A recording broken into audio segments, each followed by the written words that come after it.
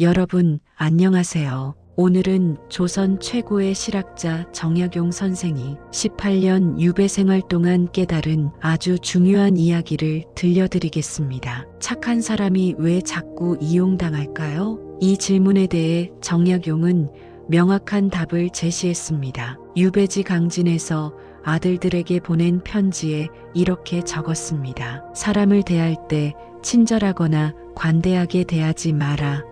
특히나 천박한 성격을 가지고 있는 사람을 조심해야 한다고 말입니다. 충격적이지 않습니까? 조선시대 유학자가, 그것도 백성을 사랑하던 목민관이 이런 말을 했다는 것이. 하지만 정약용은 18년간 인간의 본성을 뼛속 깊이 관찰했습니다. 가장 가까웠던 사람들의 배신을 경험했습니다. 그리고 깨달았습니다. 착함과 만만함은 다르다는 것을. 오늘 이 영상을 끝까지 보시면 여러분은 세 가지를 얻게 됩니다. 첫째, 왜 좋은 사람이 자꾸 상처받는지 그 이유를 명확히 알게 됩니다. 둘째, 착하면서도 만만하지 않은 사람이 되는 구체적인 방법을 배웁니다. 셋째, 진짜 자비와 어리석은 친절을 구분하는 지혜를 얻게 됩니다. 구독과 좋아요는 여러분의 삶을 바꿀 이 지혜를 더 많은 분들과 나누는 길입니다. 지금 바로 눌러주세요. 정약용은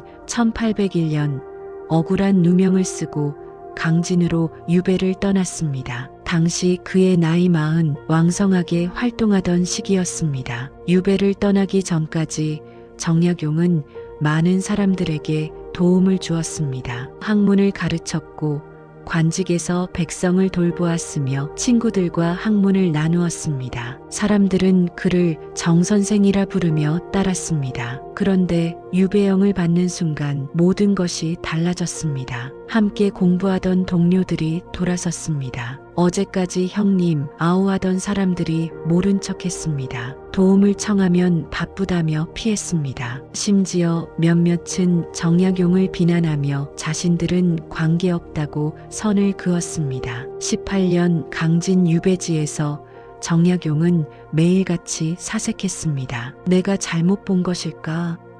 내가 사람을 잘못 사귄 것일까? 아니면 사람이란 원래 이런 것일까? 그리고 한 가지 진실을 깨달았습니다. 정약용은 유배지에서 이런 기록을 남겼습니다. 사람은 덕으로 다스리면 오히려 교만해진다고 말입니다. 무슨 뜻일까요? 지나친 친절은 상대방을 버릇없게 만든다는 뜻입니다. 정약용은 이렇게 설명했습니다. 관대함을 베풀면 처음에는 감사해야 한다. 그러나 그것이 반복되면 당연하게 여긴다. 당연함이 쌓이면 권리라고 착각한다. 권리라고 생각하면 더 많은 것을 요구한다. 그리고 주지 않으면 배신이라 원망한다고 말입니다. 여러분, 경험해보지 않으셨습니까? 친구에게 한 번 도움을 줬더니 두 번째, 세 번째 부탁이 왔던 적, 처음에는 정말 고마워라고 하더니 나중에는 당연히 해줘야지라는 태도로 바뀌는 것. 심지어 한 번 거절하면 야박하다, 변했다라는 말을 듣는 것. 이것이 바로 정약용이 경고한 친절의 역설입니다. 정약용은 왜 이런 일이 벌어지는지 정확히 분석했습니다. 첫째, 인간은 본능적으로 이기적입니다. 사람은 무슨 일을 겪든지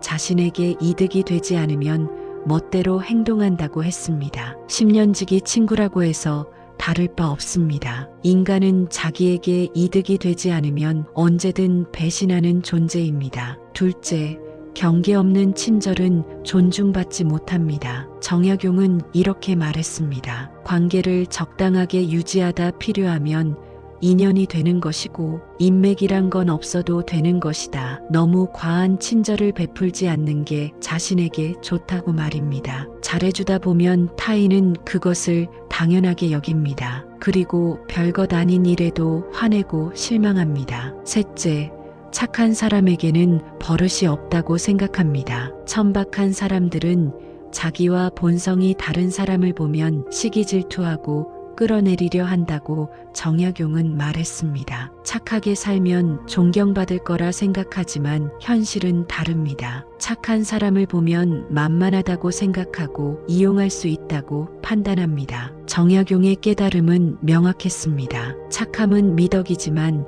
경계 없는 착함은 어리석음이라고 말입니다. 그렇다면 어떻게 해야 할까요?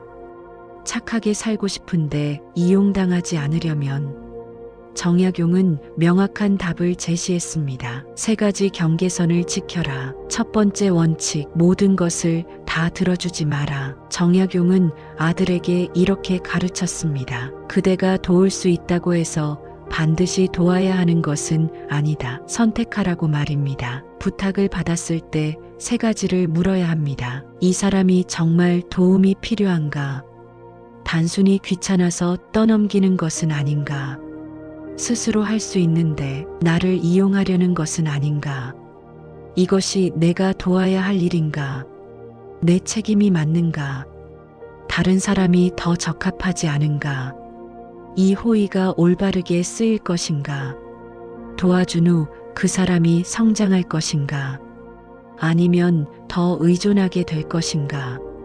이 3가지 질문에 명확히 예라고 답할 수 없다면 거절하십시오. 정약용은 이렇게 덧붙였습니다. 즉시 네, 해드릴게요라고 말하는 습관을 버려라. 대신 언제까지 필요하세요? 어떤 도움이 구체적으로 필요하세요라고 물어라. 이 질문들이 무엇을 합니까? 당신이 신중하게 판단하는 사람임을 보여줍니다. 당신의 시간과 노력이 함부로 쓰일 수 없음을 알립니다. 상대방도 한 번 더 생각하게 만듭니다. 2번째 원칙, 호의에는 반드시 가치를 인식시켜라. 정약용은 이렇게 말했습니다. 도와준 후에 별것 아니에요라고 말하지 마라. 그대가 그대의 호의를 스스로 평가절하 하면 상대방도 그렇게 여긴다고 말입니다. 동료의 업무를 도와줬습니다. 약한 사람은 이렇게 말합니다. 아니에요. 별것 아니에요. 괜찮아요. 금방 했어요. 이것이 문제입니다. 대신 이렇게 말하십시오. 시간이 좀 걸렸지만 도움이 됐다니 다행입니다. 이 한 문장이 무엇을 합니까? 당신이 노력을 들였음을 알려줍니다. 그것이 공짜가 아니었음을 인식시킵니다. 상대방은 감사함을 느낍니다. 다음번에 함부로 부탁하기 어려워집니다. 정약용은 강조했습니다. 호의를 베풀되 그 가치를 알게 하라. 그것이 서로를 존중하는 길이다. 3번째 원칙, 거절할 줄 알아야 한다. 정약용의 가장 중요한 가르침이 여기 있습니다. 거절은 그대에게 선택권이 있음을 보여준다. 모든 부탁을 들어주는 자는 만만하게 보인다고 말입니다. 부탁을 받았을 때 당신 안에서 불편함이 느껴진다면 거절하십시오. 죄송하지만 이번에는 어렵겠습니다. 이유를 장황하게 설명할 필요 없습니다. 거절 그 자체로 충분합니다. 상대방이 섭섭해할까 두려운가요? 정약용은 이렇게 답했습니다. 진정한 관계는 거절을 견딜 수 있다. 일방적으로 베풀기만 하는 관계는 오래가지 못한다. 균형이 무너지기 때문이다. 거절의 기술을 알려드리겠습니다. 첫 단계, 즉답하지 말라. 생각해 보겠습니다라고 말하며 시간을 벌어라. 2번째 단계, 명확하게 거절하라. 검토해 봤는데 어렵겠습니다. 3번째 단계, 더 이상 설명하지 마라. 장황한 변명은 약점을 드러낼 뿐입니다. 정약용은 단호히 말했습니다. 첫 번째 거절이 가장 중요하다. 처음 선을 넘으려 할 때 막지 못하면 2번째는 더 어렵고 3번째는 당연해진다. 그렇다면 정약용 자신은 어떻게 했을까요? 유배지에서 정약용에게 많은 사람들이 부탁을 했습니다. 글을 써달라, 자식을 가르쳐달라, 책을 빌려달라, 편지를 대신 써달라. 정약용은 선택적으로 도왔습니다. 진심으로 배우고자 하는 젊은이들을 도왔습니다. 억울한 일을 당한 백성들을 도왔습니다. 정말 도움이 필요한 이웃들을 도왔습니다. 하지만 그저 이름값을 이용하려는 사람들은 거절했습니다. 공짜로 얻으려는 사람들을 거절했습니다. 감사할 줄 모르는 사람들을 거절했습니다. 결과가 어땠을까요? 18년의 유배 생활이 끝난 후 정약용 곁에는 진짜 사람들이 남았습니다. 그를 진심으로 존경하는 제자들, 어려울 때 함께한 이웃들, 변함없이 그를 믿어준 몇몇 친구들. 정약용은 말했습니다. 친구의 숫자가 아니라 친구의 질이 인생을 결정한다고 말입니다. 이제 더 깊은 통찰을 나눠드리겠습니다. 정약용은 평생 백성을 사랑한 목민관이었습니다. 그런 그가 왜 친절하지 말라고 했을까요? 모순처럼 보입니다. 하지만 정약용은 명확히 구분했습니다. 진짜 자비와 어리석은 친절을 말입니다. 진짜 자비는 도와줬을 때 고마워하는 사람만 돕는 것입니다. 변화할 의지가 있는 사람에게 손을 내미는 것입니다. 자신을 먼저 돌본 후 도움을 주는 것입니다. 경계가 명확한 것입니다. 선택적으로 베푸는 것입니다. 반면 어리석은 친절은 누구에게나 무조건 베푸는 것입니다. 의지 없이 기대기만 하는 사람에게도 계속 주는 것입니다. 자신을 희생하며 도움을 주는 것입니다. 경계가 없는 것입니다. 무분별하게 베푸는 것입니다. 정약용은 이렇게 설명했습니다. 배고픈 사람에게 물고기를 주는 것은 하루를 살게 하는 것이고, 물고기 잡는 법을 가르치는 것은 평생을 살게 하는 것이다. 그런데 물고기를 계속 주기만 하면 그 사람은 절대 물고기 잡는 법을 배우지 않는다고 말입니다. 진짜 자비는 상대를 성장시키는 것입니다. 어리석은 친절은 상대를 의존하게 만듭니다. 정약용의 가장 중요한 가르침이 여기 있습니다. 너를 먼저 채워야 비로소 다른 사람에게 온전한 것을 나눌 수 있다고 말입니다. 많은 사람들이 착각합니다. 자신을 아끼는 것은 이기심이라고 말입니다. 아닙니다. 자신을 돌보는 것은 생존의 조건입니다. 정약용은 유배지에서 매일 자신을 돌봤습니다. 아침에 일어나 몸을 씻고 책을 읽으며 마음을 채우고, 글을 쓰며 생각을 정리하고, 산책하며 자연과 호흡했습니다. 그렇게 자신을 먼저 채웠기에 500권이 넘는 책을 쓸 수 있었습니다. 제자들을 가르칠 수 있었습니다. 백성들에게 희망을 줄 수 있었습니다. 만약 자신을 돌보지 않았다면 어떻게 됐을까요? 몸이 먼저 무너졌을 것입니다. 마음이 병들었을 것입니다. 아무것도 남기지 못했을 것입니다. 정약용은 단호히 말했습니다. 자신을 소중히 여기지 않는 사람에게 세상도 그를 소중히 여기지 않는다. 자기 자신을 존중하는 것, 그것이 모든 관계의 시작이다. 이제 실천 방법을 알려드리겠습니다. 정약용의 가르침을 어떻게 실천할 수 있을까요?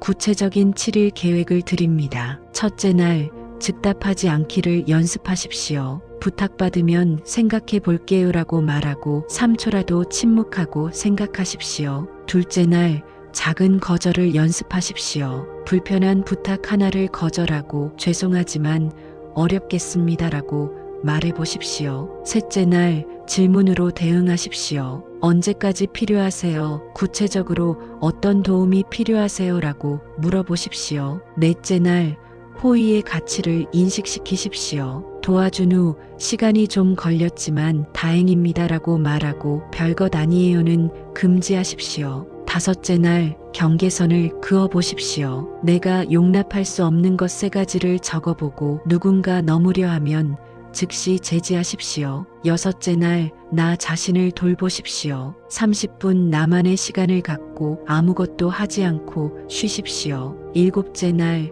감사하는 사람을 확인하십시오. 진심으로 고마워하는 사람 리스트를 만들고 그들에게만 선택적으로 도움을 주십시오. 이렇게 실천하면 어떤 일이 벌어질까요? 정약용은 말했습니다. 처음 일주일은 불편합니다. 내가 너무 이기적인 건 아닐까 걱정됩니다. 사람들이 이상하게 볼까 두렵습니다. 2주째부터는 마음이 가벼워집니다. 에너지가 돌아옵니다. 진짜 친구가 누구인지 보입니다. 한 달 후에는 만만하게 대하던 사람들이 태도를 바꿉니다. 당신을 함부로 대할 수 없게 됩니다. 진심으로 감사하는 사람들이 더 가까워집니다. 3개월 후에는 관계의 질이 완전히 달라집니다. 이용하려던 사람들은 멀어지고 진짜 인연들만 남습니다. 정약용은 확신을 가지고 말했습니다. 경계를 지키는 것이 냉정한 사람이 되는 것이 아니다. 오히려 그 반대다. 명확한 경계가 있을 때 그 안에서의 관계는 더 편안하고 진실해진다고 말입니다. 정약용은 유배에서 풀려난 후 이렇게 적었습니다. 나는 18년의 유배 생활에서 가장 귀한 것을 배웠다. 그것은 학문도 명예도 아니었다. 바로 나 자신을 지키는 법이었다고 말입니다. 여러분, 착하게 사는 것은 아름다운 일입니다. 하지만 경계 없이 착한 것은 자신을 잃는 길입니다. 진짜 착함은 무엇입니까? 자신을 먼저 사랑하는 것입니다. 선택적으로 도움을 주는 것입니다. 감사할 줄 아는 사람과 함께하는 것입니다. 명확한 경계를 지키는 것입니다. 거절할 수 있는 용기를 가지는 것입니다. 이것이 정약용이 18년 유배 생활 동안 깨달은 진리입니다. 오늘부터 실천해 보십시오. 모든 부탁에 네라고 하지 마십시오. 당신의 호의를 평가절하 하지 마십시오. 거절이 필요할 때 단호히 거절하십시오. 그리고 무엇보다 자신을 먼저 돌보십시오. 이 영상이 도움이 되셨다면 구독 버튼을 눌러주세요. 정약용의 지혜를 계속 전해드리겠습니다. 좋아요를 눌러주세요. 같은 고민을 하는 분들에게 이 영상이 전달됩니다. 댓글로 여러분의 경험을 나눠주세요. 나도 이런 경험이 있다. 오늘부터 이것을 실천하겠다. 여러분의 이야기가 누군가에게 위로가 됩니다. 공유해주세요. 착하게 살다가 상처받은 소중한 분께 이용당하면서도 참고 있는 가족에게 경계를 배워야 할 친구에게 말입니다. 정약용은 말년에 이렇게 적었습니다. 착함은 무기가 아니라 지켜야 할 보물이다. 그 보물을 아무에게나 보여주지 마라. 알아보는 사람에게만 보여주어라. 여러분의 착함은 귀한 것입니다. 그것을 지키십시오. 경계를 세우십시오. 자신을 사랑하십시오. 그것이 정약용이 18년 유배를 통해 우리에게 전하는 메시지입니다. 다음 영상에서 또 뵙겠습니다. 여러분의 삶에 평화가 깃들기를 바랍니다. 감사합니다.